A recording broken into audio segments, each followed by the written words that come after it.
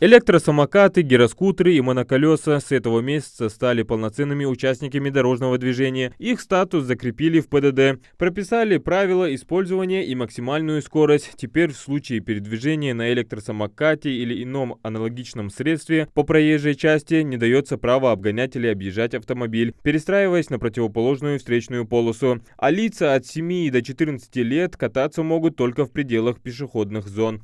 Хотелось бы отметить, что обычные роликовые коньки и самокаты не входят в эту категорию, и для них распространяются правила дорожного движения в отношении как и пешеходов.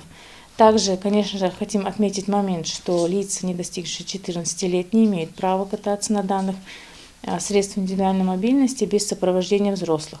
Если же используется данный вид передвижения, то согласно тем требованиям, которые прописаны в правилах дорожного движения, а именно на тех только дорогах, где скоростное ограничение 60 км в час, и, конечно же, есть специальные дорожки для того, чтобы они могли передвигаться. Нельзя на электротранспорте превышать отметки в 25 км в час. А если человек едет на электросамокате в пределах пешеходной зоны, то он должен либо спешиться или снизить скорость до требований пешеходного трафика. Пешеход, как и ранее, имеет приоритет в предназначенных для него зонах. Новые поправки приняты, чтобы снизить ДТП с участием электросамокатов. В других городах есть случаи, когда происходили ДТП, но не было правового аспекта для того, чтобы привлекать административную ответственность. Поэтому лица, чтобы знали законность и правильность использования данных средств индивидуальной мобильности, и для того, чтобы они понимали, что они также могут нести опасность, для этого были внесены данные поправки. Теперь электровелосипеды и электросамокаты на уровне закона, можно так сказать, стали не детским развлечением. В прошлом году в России зарегистрирован случай летального исхода, где наш земляк на скорости упал с самоката и от полученных травм скончался на месте. Уже ближе к лету сотрудники госавтоинспекции планируют провести рейды и проверить, как соблюдаются новые правила в столице города, где прокат электросамокатов стал прибыльным бизнесом. Это и не единственные поправки в ПДД. Новую формулировку теперь можно найти в пункте о дорожных знаках. Также есть изменения в ряде кругового движения, которое также будет дополнительно информироваться дополнительными дорожными знаками.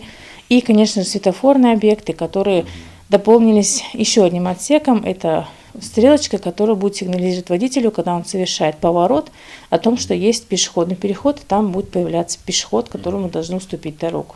Изменения коснулись и правил посадки и высадки пассажиров. Согласно новым поправкам, остановка запрещается на направляющих островках и островках безопасности. Наша съемочная группа уже снимала, сколько нарушений допускается в этом вопросе водителями маршрутных такси. Практически все они игнорируют правила безопасности погрузки и высадки пассажиров. Также, конечно же, когда раньше за островки безопасности, когда очень, к сожалению, часто используются нашими гражданами, либо высадка, либо посадкой граждан, либо же просто есть хаотичные остановки, уже будут привлекаться к административной ответственности, и это является грубым нарушением. Изменились и требования к безопасности при дорожных работах. Так, по окончанию работы на дороге должны быть обеспечено безопасное передвижение транспортных средств. Установлены все знаки и линии пересечения, а все временные дорожные метки демонтированы. Еще одним нововведением станет переход на электронные водительские удостоверения. Также есть сервис госуслуги авто, где каждый водитель может зарегистрировать свои водительские удостоверения и все документы, которые он имеет на транспортное средство.